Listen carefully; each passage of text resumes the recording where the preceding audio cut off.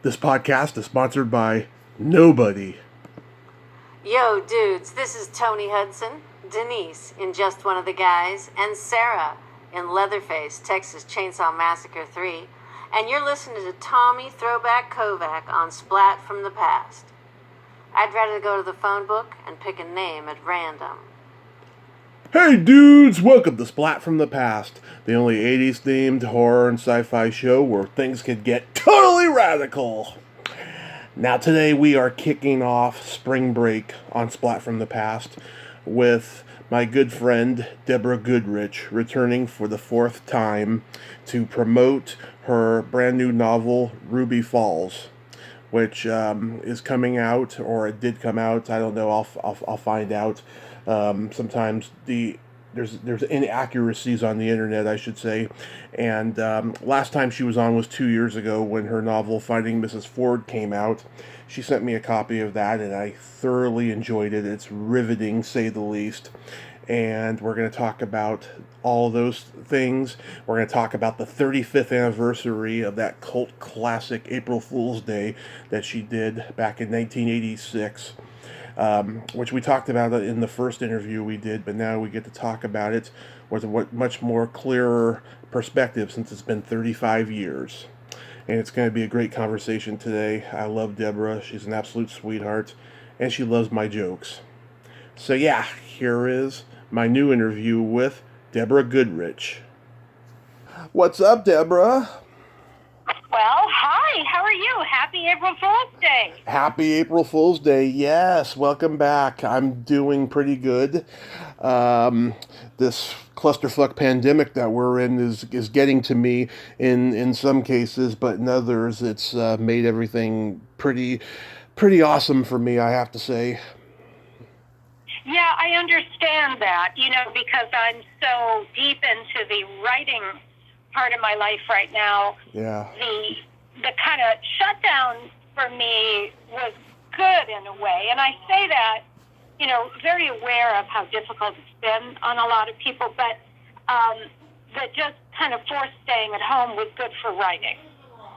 I know. I've been, working on this book that I'm writing since January, and it's going very well. I had to write some pretty emotional stuff that made me cry this one night, but I'm so excited about it.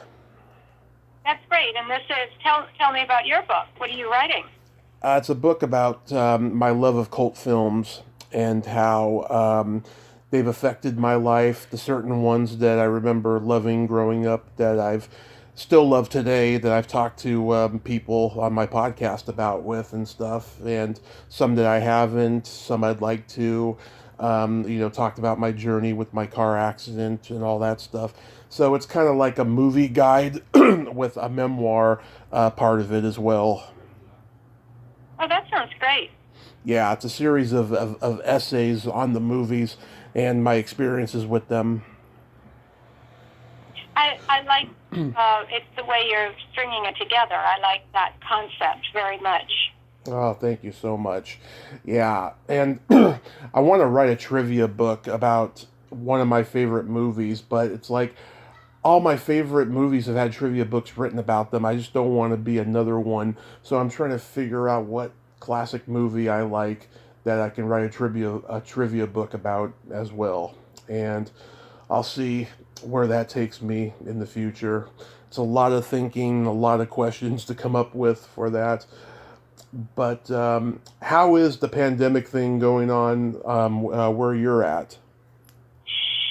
So I have spent the last year between Florida and New England. When the pandemic hit a year ago, I was in Florida on the final leg of the book tour for my first book, Finding Mrs. Ford. Right. And I was already in Florida about to do all these book engagements, and the world shut down exactly a year ago. Right. So I just stayed down here and started working on a new thriller, which is set in the pandemic in Florida. Yeah. So that's what I was doing. And then I made my way last summer back up to New England where I live, which, by then it was better for traveling. And So I was up there just really working and writing and, Yeah. like I said, that aspect of it, the lifestyle aspect of it, the rhythm of the days has suited me very well. But, I miss seeing friends and family and all that. Of course. So you were writing a book about a pandemic when the pandemic hit? No, Oh. I was not. I had just signed a deal for my second book, Ruby Falls, which is coming out May 4th. And that's also a thriller. All my books are thrillers.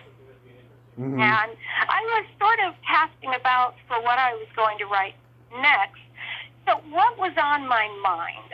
My mother's best friend was murdered in 1948 in Pittsburgh, mm-hmm. when my mother and the girl, they were 12 years old, and it's an unsolved crime to this day. So I've always ruminated on that. It had a huge effect on my mother. It made her very fearful and vulnerable, and it had something of an effect on me, in as much as I think when something like that happens in such close proximity, it changes your range of possibilities, the things that exist in your mind as being possible to happen. Because for most people, the idea of a murder is just not even fathomable. Mm-hmm. So, all that, I had been thinking about that, and when the pandemic hit, the book started to evolve, where it's a story of a writer who's researching the murder of her mother's best friend and kind of obsessive about it. Right. And there's another storyline of a woman and her husband who disappears with their children at the beginning of the pandemic and gets on the last plane to Argentina, and she can't follow him. So, it's all a work in progress. I have a draft. We'll see where it all goes. But so, in a way, it was something I was contemplating, but then the pandemic changed how it played out. Mm-hmm. I see, yeah. Anything can change creatively when the world changes. I get that. Absolutely.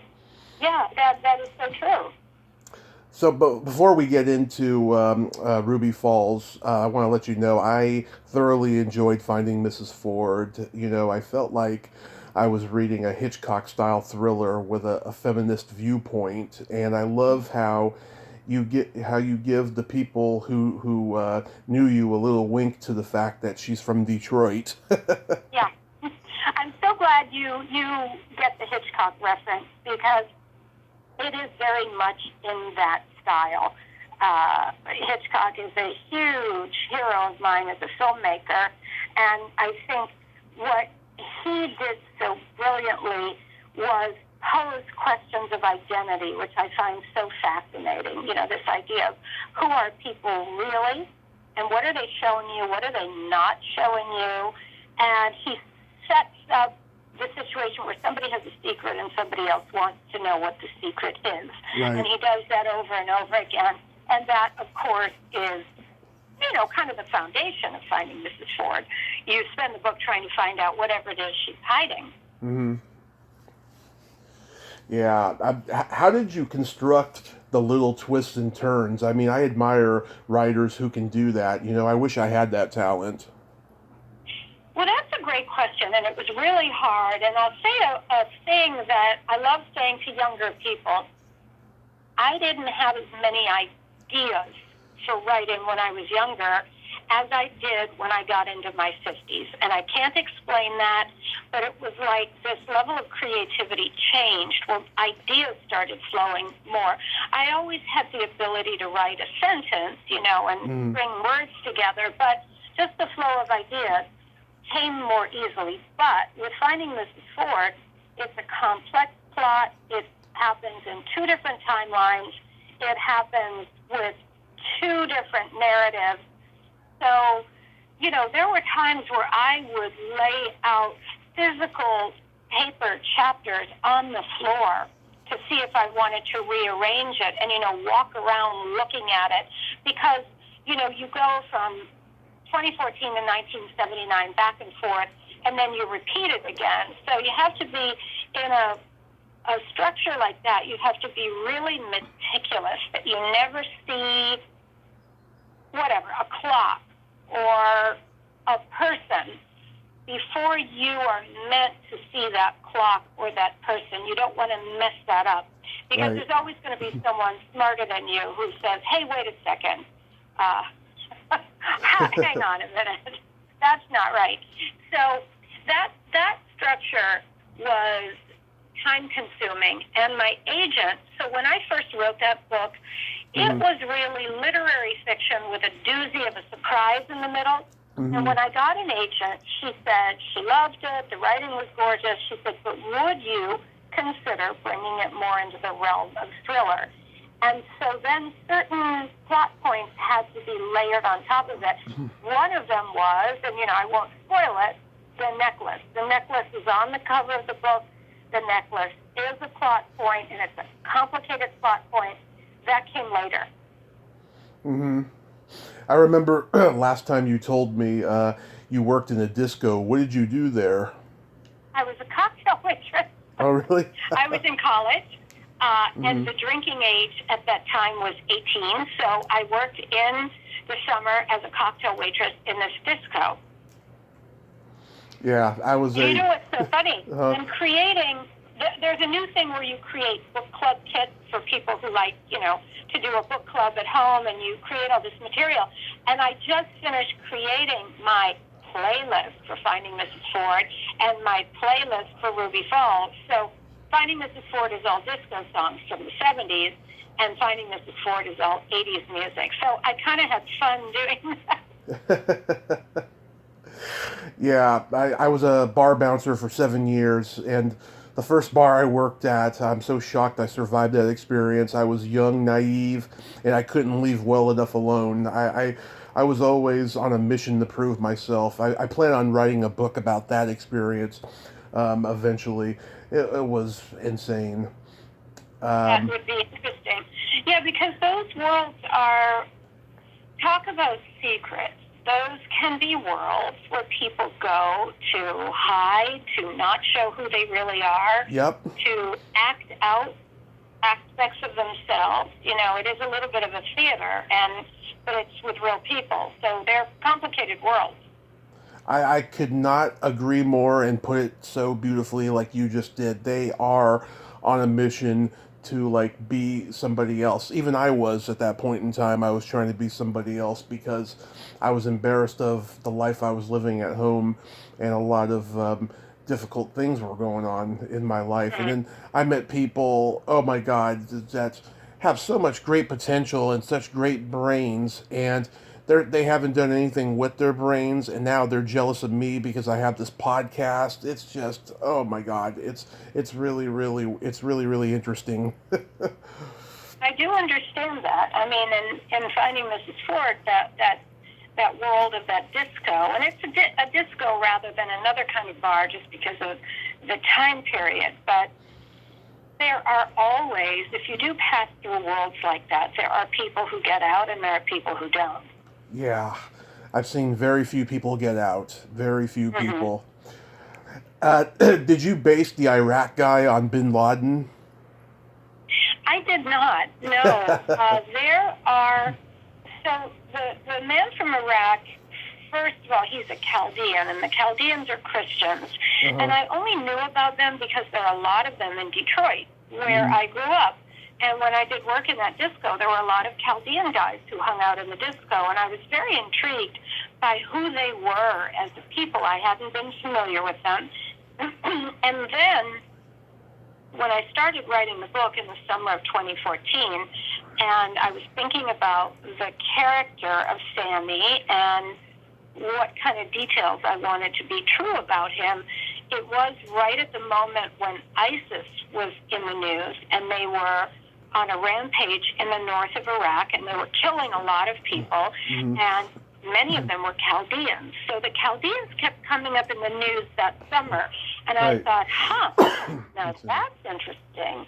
If I make this guy a Chaldean, Iraqi Chaldean, then it helps me tie in what's going on in the real world in 2014 and what's going on in my fictitious world, and then what's true in Detroit in 1979. There were a lot of Chaldean guys. And I have heard from some Chaldeans in Detroit who have liked the book, because that's an interesting subject now, this idea of cultural appropriation.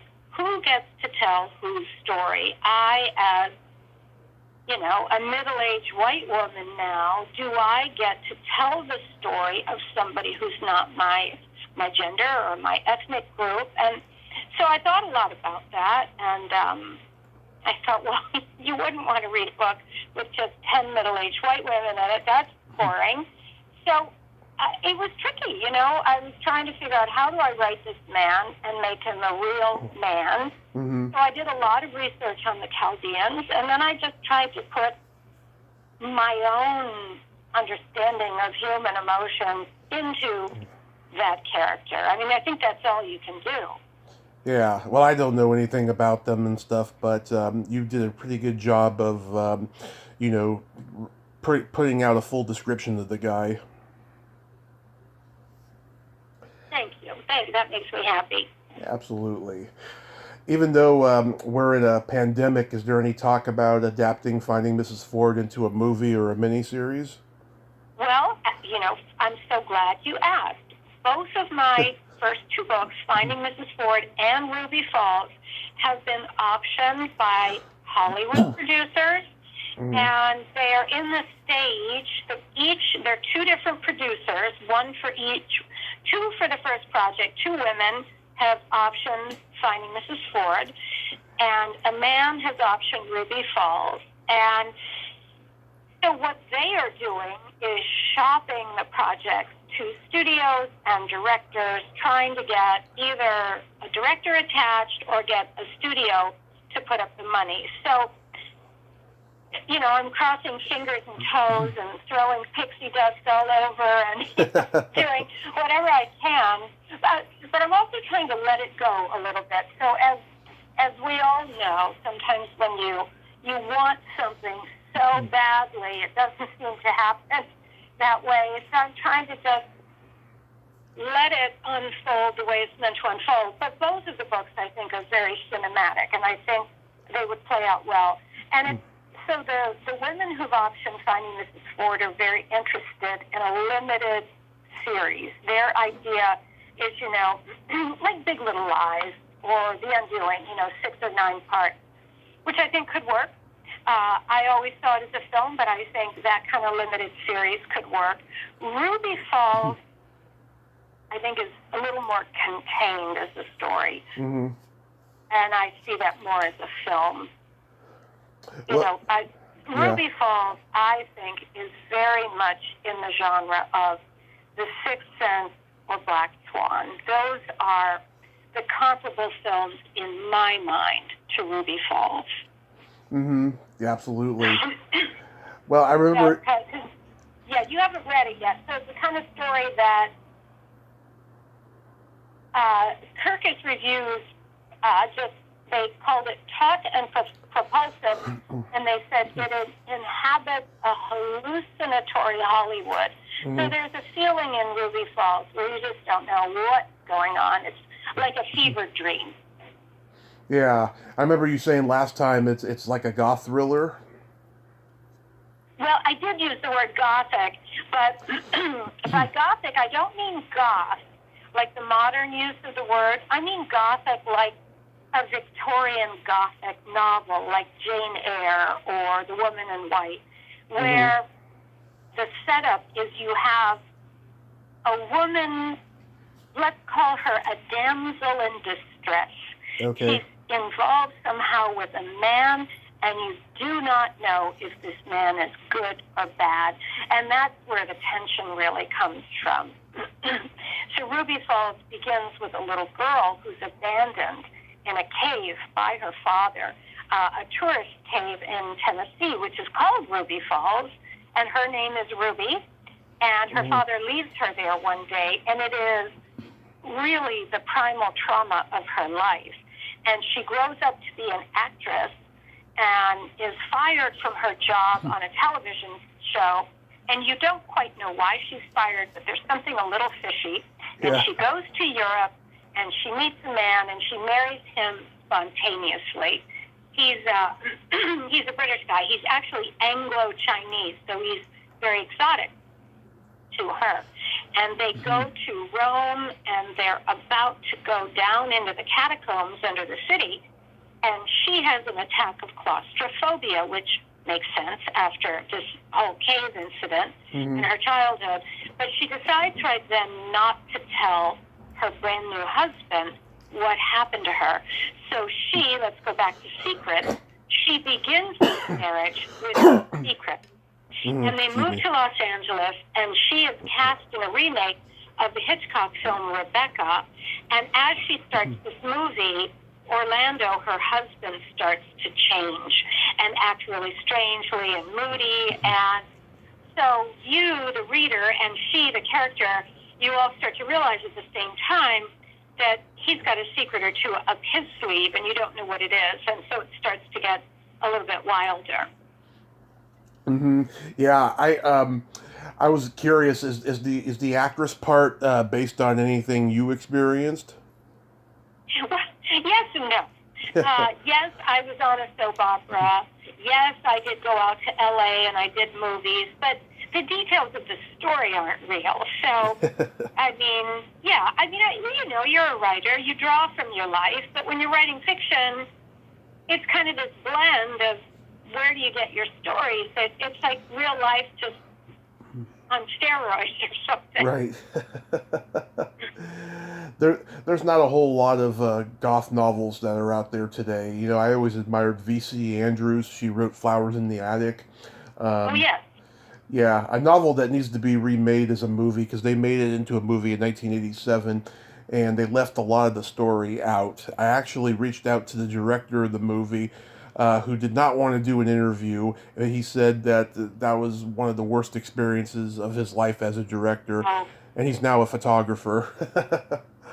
Well, that can be really terrible. You're talking about optioning your book, and I won't be the screenwriter on either project, so who knows how far the project will travel from what came out of my little brain. But one of the things that a couple of reviewers have compared Ruby Falls to is Shirley Jackson's The Haunting of Hill House. I thought that was kind of interesting because I haven't read that, and I thought, I better read that, and I actually better read it fast because 2 or 3 people have compared Ruby Falls to it. Is Ruby Falls an actual town? It's the name of a cave in Chattanooga, Tennessee. Tennessee and Kentucky have all of these caves. It's very hilly, and however, I don't know, the glaciers came down in the Ice Age and carved out the hills, and whatever they did, there are a lot of caves there. And most of the caves that I recall, because when I was a kid, my parents took me to all these caves. I don't know why. Most of them, you would go into the side of the mountain, and they weren't that scary. But Ruby Falls, as I remember it, we took this elevator down, down, down, and, you're walking along, and these narrow passages, and the stalactites, and the stalagmites, and all that stuff. And I remember coming into the big room, and they turned off the lights. And there was a tour guide talking about the waterfall, because you could hear it, but you couldn't tell where it was, because nothing is darker than a cave with the lights off. And she was telling the story of, the divers have dived down and they've never been able to find the bottom. And it scared the bejesus out of me. And that became the foundation of this book. That's the opening scene. Nice. It's a perfect name for a book too. It's kind of like Twin Peaks. It's got that enticing title, for a mystery novel. Thank you. Yeah, I felt that way too. And also the little girl's name is Ruby, so it's a little bit of a double entendre because she is, of course, going through an emotional fall herself. Yeah. Wow. Is the book out already? May 4th. May 4th. later send me your address and I'll send you a copy when it comes out. Awesome.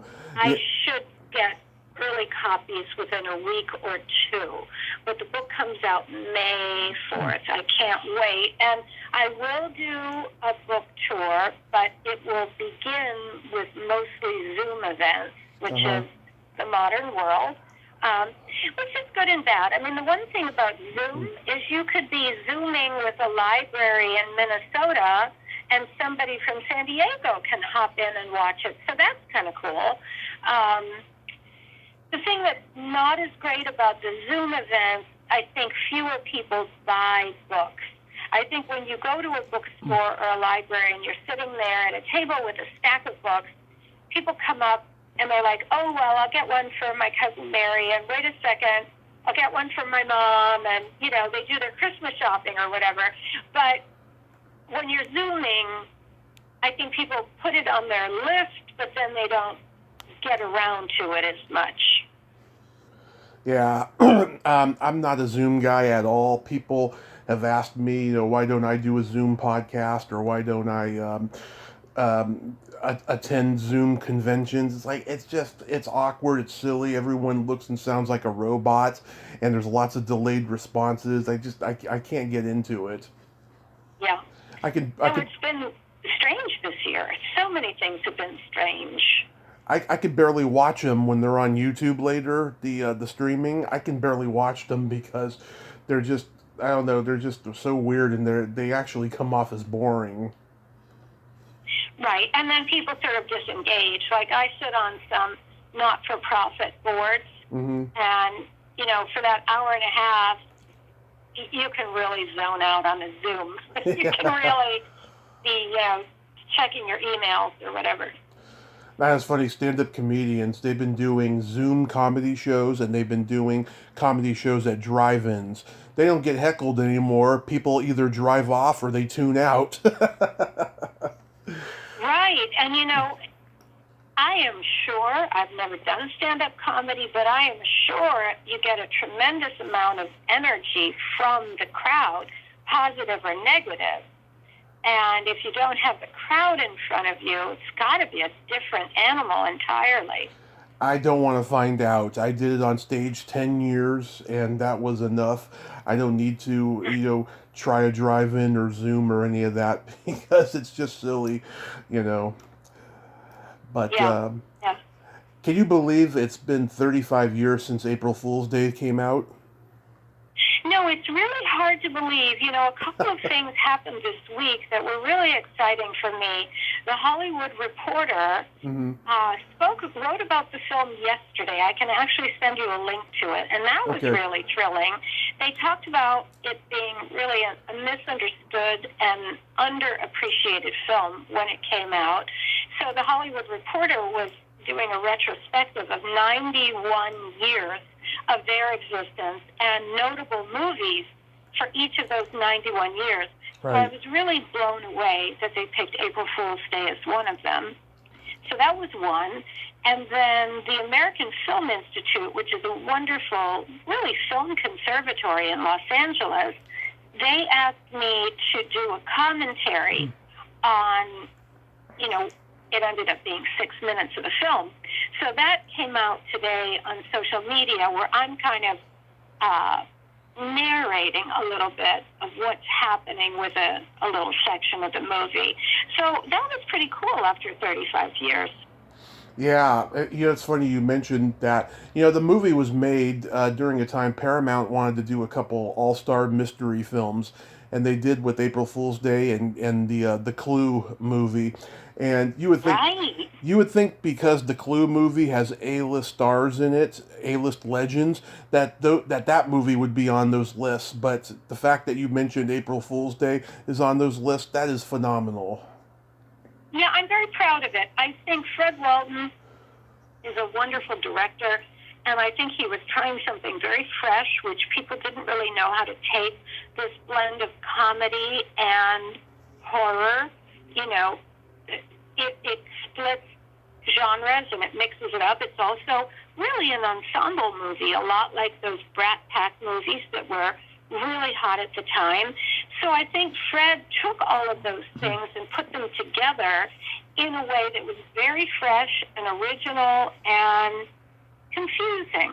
So I think that's why it has remained a cult favorite, because people have had time to say, I get it now, I love it. And people watch it every year. You know, there are hordes of people who watch it once a year. Yeah. We talked about the movie, the first time we talked, but again, how did you get cast in the movie? So I was cast. I think Fred Walton had seen footage from just one of the guys. Right. And I do think there was another actress that they were considering, and I don't know what happened. And then I was brought in, I auditioned, and I was cast and flew up to British Columbia, where we were shooting on Vancouver Island.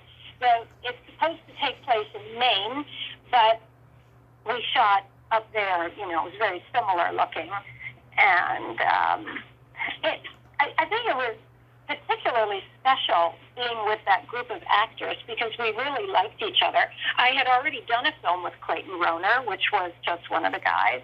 Yep. And we played boyfriend and girlfriend in both movies, which, my first and my second movie, and I thought, well, that's weird. Am I going to do every movie with Clayton Rohner? That didn't turn out to be the case. But, yeah, so I don't know how he put everybody together, but I thought there was a really good chemistry among the actors. Oh, there was, yeah. I mean, that's that's the who's who of who was in teen movies at that point in time. Yeah, it was a really good group. A really, really good group. Yeah, let's see. I talked to Amy Steele in 2019, and she's a great lady. I adore her. She's still a good friend. I'm in touch with a lot of people. I'm in touch with Amy, Leah, Deborah, so all the women, Deborah Foreman. I'm in touch with Ken Oland. I don't know if you ever talked to him. He's a great guy. And he has a daughter who's incredible, Madison Oland. She's a movement artist, which rather than just saying she's a dancer, she does a little bit more than just dance. She creates these dance videos that have narrative content. Very cool, very talented young woman. And Clayton I've seen, Clayton Rohner. I've seen Tom Wilson. He may have come to one of the screenings a few years ago. Yeah, he's finally starting to embrace his cult movie success. For a long time, he was saying, I'm an artist, I'm a comedian, I'm a painter, an actor. Yeah. I don't want to be a nostalgic act. Now he's starting to embrace it. I'm glad because he's a very funny, very talented guy. So talented. And that's an interesting point you brought up because being a writer now, I could reject my acting life, but to me it's all part of the story. Right. I think really getting going writing in my 50s, part of that story is everything that came before. I wouldn't tell the stories I'm able to tell if I hadn't done those movies, worked with Fred, worked with this group, come to understand certain things. So the cohesiveness of it all it interests me very much. I love knowing more about the creators. Well, how did you, like you're asking me, how did you think of it and how did you come to this? Because I think all of us goes into everything we do. Mm-hmm. Absolutely. I've reached out to people who are doing the quote unquote artist thing of not looking back and stuff. And I don't understand that because they wouldn't be where they are today if it wasn't for that. One that disappointed me was the little girl from the Goodbye Girl, Quinn Cummings. I reached out to her about 3 years ago. Oh, yeah. I reached out to her about 3 years ago, and she was literally shitting on me and people who do my podcast, and I was very hurt by that. And I was shocked. That was like one of my earliest lessons of doing this podcast, of finding out that people have that mentality in Hollywood. Well, you know what I would say, and I don't know her. Often, when people react badly to you, really it has more to do with something going on with them. That's what I mean. Something that happened to them. It really doesn't have anything to do with you. Now, that's easier said than done for me to say that now, because we've all been startled and hurt by people. But I think if you sit back for a minute and realize, wait a second, she's obviously got something going on that you don't want to touch with a 10-foot pole. Yeah. Yeah. I mean, I'm over it and all that. Yeah. But yeah, Ken Olin. Yeah. So last March, I reached out to him to want to interview him on April Fool's Day. I didn't hear back, and then I reached out to him again in March. I was hoping to do a double dipper, him and you today, and then he finally got back to me today, and now my schedule is full, so I told him just now to give me a few weeks or so, and then we'll do it. So I'm pretty happy about that. You'll enjoy talking. He's a nice person. I think he's bopping around doing who knows what, so maybe he's distracted. I don't know. Yeah, well, what made me want to reach out to him again, another podcaster I know got him, and I think that interview will be out today or something, so... okay. And Jay Baker, I forgot to mention Jay. I think he went back to Tennessee, and I have heard, because I know a guy in Connecticut who's a musician and is his cousin, that he's had a tremendous amount of success on television in Tennessee. I think he may have like a home improvement show or something like that. Yeah, I don't know. But Anyway. Ari tried to get me in touch with Clayton a couple of years ago. I texted him. I didn't hear back. I know he teaches acting and stuff, but I'll try again in the future. And I actually reached out to Deborah Foreman when I first started the podcast, and she wasn't very nice to me. And I've talked to a couple other podcasters. They have the same story. So. Oh, that's too bad. Yeah. There's a story that you were reading a Cosmopolitan questionnaire on set, and Fred thought that was a great idea for that scene in the movie. Yeah, that's exactly what happened. I must have had the magazine, Mm-hmm. and I don't know where I got it, but yeah, I mean, so Fred is a very observant director. Mm-hmm. So that was a moment where he was just watching his actresses and what they were doing, and wrote the scene, which we shot the next day. It was fun and spontaneous, because he wrote the questions, but he didn't write the answers. So that's why there's a freshness to that scene. It's very spontaneous and real. Do you still read Cosmopolitan? No, I don't. I haven't read it in a long time. Wasn't the ending reshot or something? There was an ending in which we leave the island and we make a plan to go back and turn the tables on Muffy and play a trick on her. And so there was a whole, 15 minutes of the movie that was cut out, and then they shot a new ending just to end it, because I think Paramount thought it was too long, or it was just going on too much. Mm-hmm. It was like the twist on the twist on the twist, which I like in my book. I like a twist on a twist, but I don't know why Paramount simplified it. Yeah. I like a twist on a twist. I do. That sounds like a line from a Dr. Seuss book. Yes, indeed. Oh, what's your take on those Dr. Seuss books being banned? Well, that's a big subject. But I'm okay talking about it. I think we are at a very sensitive moment now, mm-hmm. where people are overreacting to things. And I understand why. And it's with good reason, and it makes sense. But I think, by and large, it is a mistake to wipe out history. But I think it's not a mistake to contextualize it.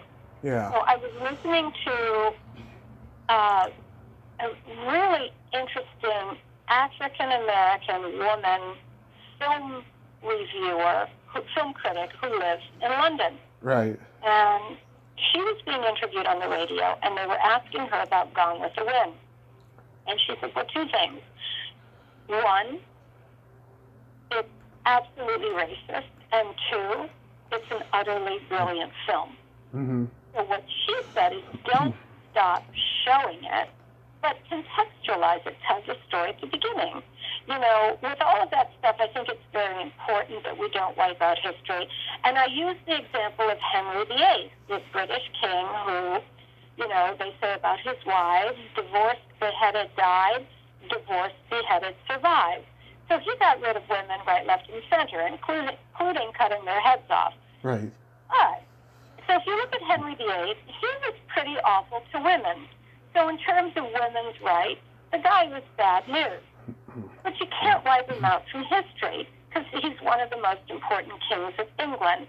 So, and I realize that is longer ago than many of the things we're talking about, but I do think he's a very good example. So, great king, really bad to women. Don't erase them, but tell the story of all of it. And I think we are smart enough to understand it. So I think the same thing with Confederate generals, and I don't know if those are the only statues or where those statues go, but tell the whole story. And I think people will get it in context. So I gave you a very long answer to that, but it's something I've thought a lot about. But I think right now it's very raw. Mm-hmm. And for people who are sensitive on certain issues with reason, I'm not doubting the reason, whether they're African American or Asian American or whatever it is, I think the rawness has to subside and settle down. But then I do think complete stories need to be told. Yeah, no, I totally agree with you. You know, I think it's unconstitutional to cancel things because, you know, we have the First Amendment, the free speech, you know, and you're right, we can't erase history because we do that, you know, the generations won't learn, you know, and I think something's going to happen where, you know, there's all of this is going to end and people are going to realize, you know, just how foolish they've been, you know, and we can only hope that. You know, there are times of exposure, though. Let's go back to, you know, the Catholic priesthood and the pedophile priests. Right. Those priests, I'm sure, are very decent human beings. There were some pedophile priests. Mm-hmm. It was something that was hidden for a long time. Right. Then there was a period of exposure, rightly so. And it may have seemed at that point that the entire Catholic Church would crumble, but it didn't. But all of it had to take the steps it took. I think this is a comparable moment when, you know, just to use an overarching term, the Metoo Movement, I think that's a similar thing where young women are telling their stories of things that have happened, and it is important that that come out. But we won't stay in a place of, how do I put it? It'll sort of become more of just a part of society, you know, not such a big issue going forward, I think, once all this backlog has been expressed. Mm-hmm. That reminds me, too. Do you get a lot of creepy guys messaging you on Facebook about wearing a bikini in April Fool's Day? No, I don't. Really? Because I talk to a lot of, you know, 80s movie actresses, you know, who are either in bikinis or naked or whatever, and they get a lot of those, they get a lot of creepy guys messaging them on social media all the time. I don't. And, you know, maybe it's because it's so long ago, happily, and so many years have gone by, and I'm a, you know, how do they say it, a woman of a certain age now, and no, it has been a non-issue. But it wasn't, you know, there was no Facebook at the time. So Right. That's probably good for me. Yeah, because a lot of those actresses, I've been listening to them on podcast now, and there's a new term that they've been using, fetish size, saying that men fetishize them on social media when they put sexy pictures up, and it almost like makes you think in a way of of giving compliments that are way too personal. It makes you think. Right. And it is good that we think. And then things have to come to a more natural place. I think everybody's very self-conscious now, and with good reason. We do need to think about what we say and do, and it'll, I think, relax into a new normal. Absolutely. Didn't you get a script for an unproduced sequel? I did, and I got that in the 90s, and someone, I don't know why that never happened, two guys had written a script, and it centered around me and Clayton, and we had married, and we had bought an old derelict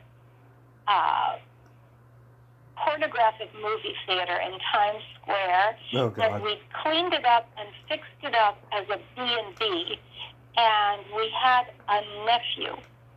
So at the time, we were in our 30s, and we had a college-age nephew who came to stay with us, and I can't remember what happened after that. And I don't know what drawer I put that in. That's going to turn up someday in a box. And that was the story of it. It was 10 years later. Oh my God. There's a lot of unproduced scripts out there for classic horror movies that are just starting to come out because of the internet, And I wonder if they ever sent it to Clayton, because they did get a copy to me, but did they ever get it to him, and did they ever try to secure funding? Very hard to get a movie made. Very, very hard. It is. What's the best April Fool's gag anyone has ever played on you? I'm a dud. I can't think of one. Oh, well, there was one today that I fell for. A dear friend, a lady I know who has 2 children and lives in Connecticut, where I live, put out on Facebook that she had, she was just letting us all know that she and her husband were parting ways, and she was going out to Iowa to join the Iowa's Writers Workshop, which is at the University of Iowa, and her husband was staying home and turning their house, this is where I should have known, it was a gag, into a home for wayward youth. It was the expression, which was a little old-fashioned. And, that was it. There was no ill will. And I totally fell for it, because I know she's a writer. And so I thought, that makes sense. I never even thought it was April Fool's Day joke. I thought she's always wanted to write, and And so I said some, dumb thing like, well, sending you both love and support. She's like, April Fool.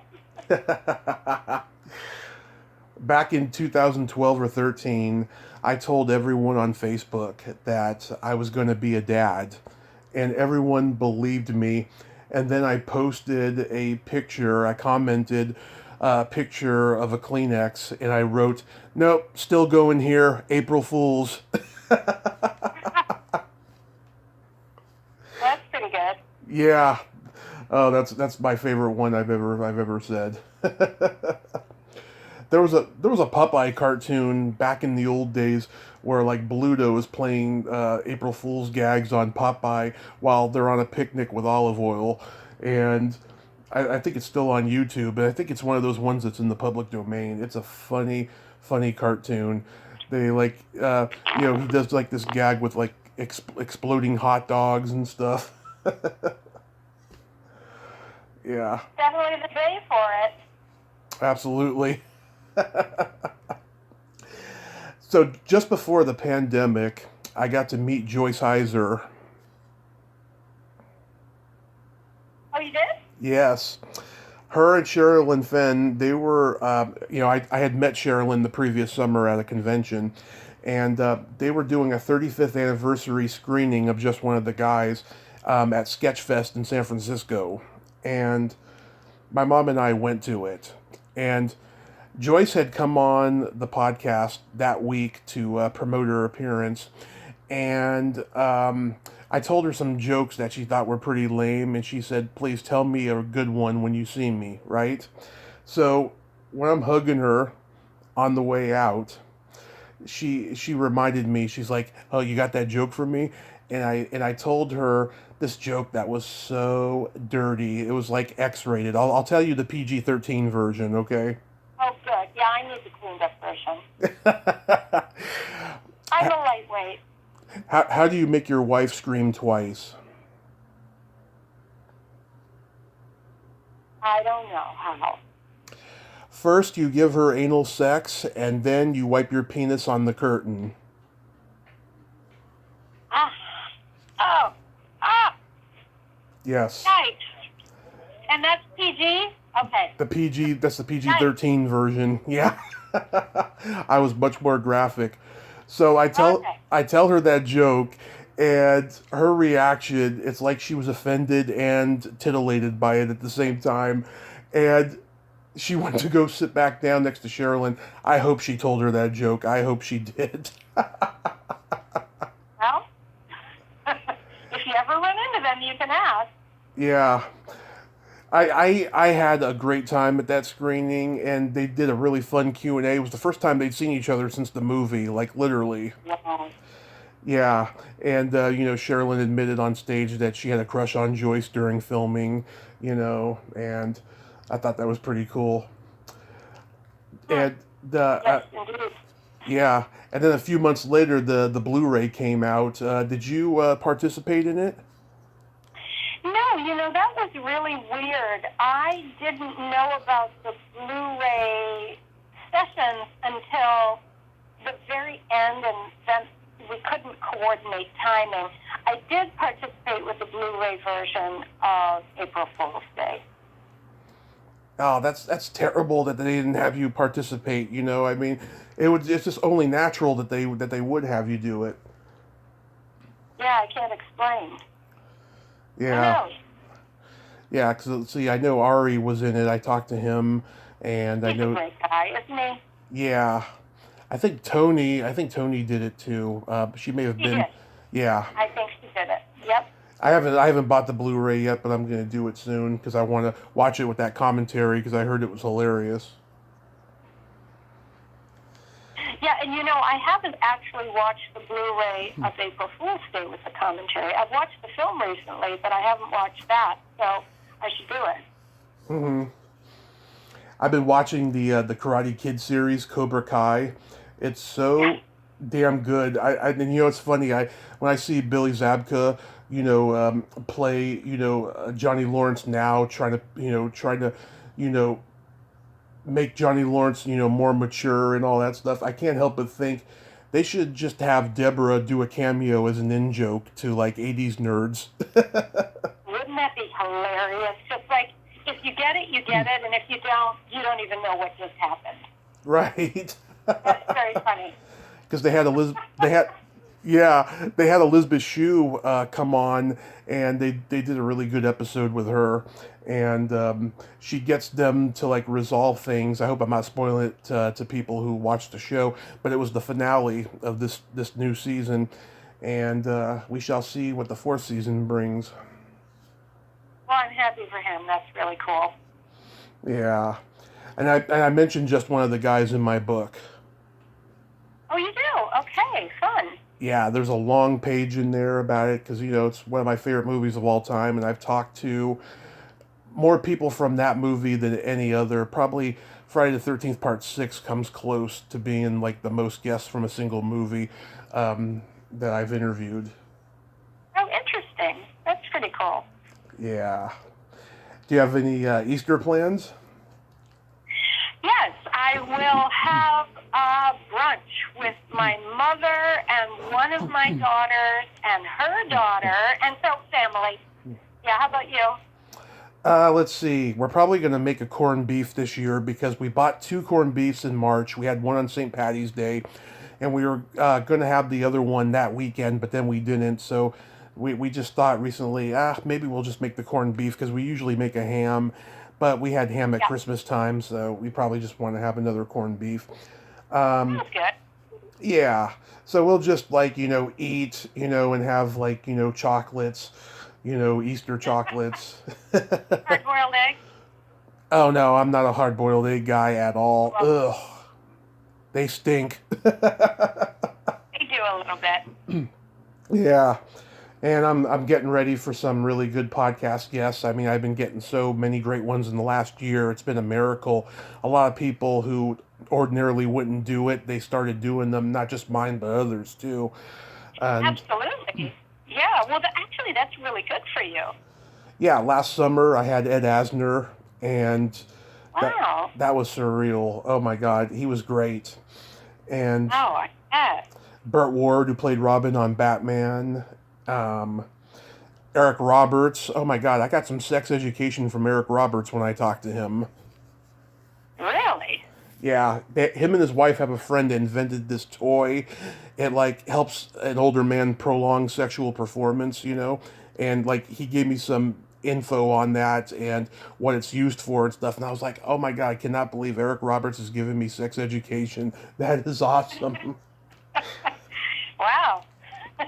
And in March, I talked to Tommy Chong and then Bobby Rydell. Oh God, it's just I've been talking to legends. Wow, I'm so glad. Well, there's one aspect of the pandemic that has been good. I mean, it is, in a way, it's been a disconnector to people, but it's been a connector in other ways. People who might not normally have had the time to do this sort of thing, now they do. I know, absolutely. I just hate to see how it's going to go. When things go back to normal. I hope so. I hope they do. You know who I'm. You know who I'm hoping to reach out to talk to is Jeff Lieberman. Oh, I'm sure he'd do it. Yeah, I've been procrastinating it for a long time, but I think it's time, to get him on and talk about remote control. Oh, yeah, and then he has that other movie, Blue Sunshine. Yes. I've never seen it, but that's a huge cult classic. Earlier time period, though. Yes. Yeah, he's done a couple of cult classics, and I think he's done TV as well. And so, yeah, I'll reach out to him. You would like him a lot. He's a terrific guy. I hope so. I mean, I've been lucky. 99% of the people I've talked to have been great. I've talked to 1% of jerks. It's only like maybe 10, but hopefully I won't have any more. Tell Jeff I did the show more than once. I will. I tried to get Herb Freed, but I never heard back from him. Yeah, what? Did he keep working, or Well, I only knew him for that one movie and really never heard of him again. Did he have a long career? Well, before that, he did Tomboy with Betsy Russell, which is my favorite. And Okay. before that, he did a slasher movie called Graduation Day, which has the weirdest chase scene ever in a horror movie. This girl's being chased. I think it's Linnea Quigley, as a matter of fact, because it was one of her first movies. She's being chased in the woods, and you cut to a band playing on stage during it. I was like, what the heck is this? Was there a reason? I mean, later that it was revealed? I haven't watched the movie in years. I just remember okay. that. But he was a nice guy. I remember him, of course, but I don't know. I think, if I'm not mistaken, I think he's a rabbi now. Wow, how cool. Yeah. That's interesting. Now that, I'd want to talk to him. I would want to know about his life journey and how that went. Fascinating. Yeah. So let's I hope. love stories of how people kind of pivot and do something completely different. Oh, yeah. I mean, I've talked to a lot of those, I've talked to some people who have said, let's talk about my career now because it's more interesting than in the past. And sometimes, sometimes all of it will be interesting, but then occasionally I'll talk to a person and then go, yeah, they're right. The past is not that interesting. So I have this secret silly game, Deborah. I actually wanted to play with you last time, but I actually didn't think of it. I've been playing this game with a lot of my female guests for a couple of years now. It's a series of silly slumber party questions. And Okay. and how this works is I ask you the question, you answer it, and then you ask me the exact same question and I answer it, and you can comment on answers. Okay. They're just a bunch of silly, ridiculous questions. Okay. Deborah, are you ticklish? Horribly ticklish. Tommy, are you ticklish? Oh, yes. I've been known to hit people in the groin. I'm so ticklish. Actually, I wrote a scene in Ruby Falls where the little girl gets tickled, and it doesn't go well. She hates tickling so much. So you're going to have to read this scene. That was a good question. Oh, I am going to. Oh, God, I'm just. I'm excited now. What's your favorite part of the body? It could be anything. Hands. Hands. I like hands. Hands. How about you? What's your favorite part of the body? The belly button.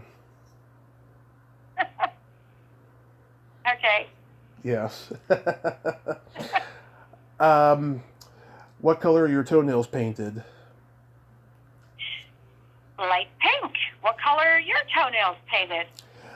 I haven't painted my toenails since my last trip to LA, which was September of 2019, and the last time they were purple with sparkles.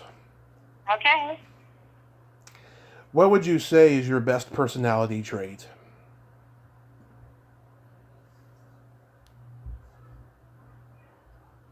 I like to think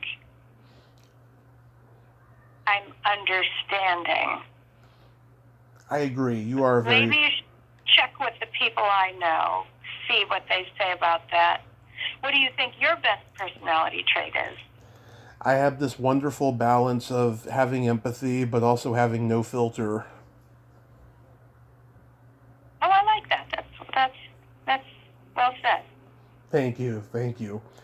And then my favorite question, is there a stinky smell that just makes you gag?